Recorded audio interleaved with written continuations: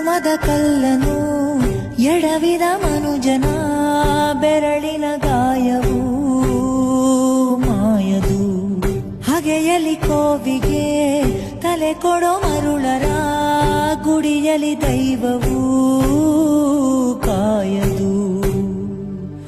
ಕತ್ತಲನು ಮಣಿಸೋಕೆ ಹಚ್ಚಿಟ್ಟ ದೀಪ ಊರೂರನ್ನೇ ಸುಡುವಂಥ ಜ್ವಾಲೆಯಾಯಿತೇನೋ.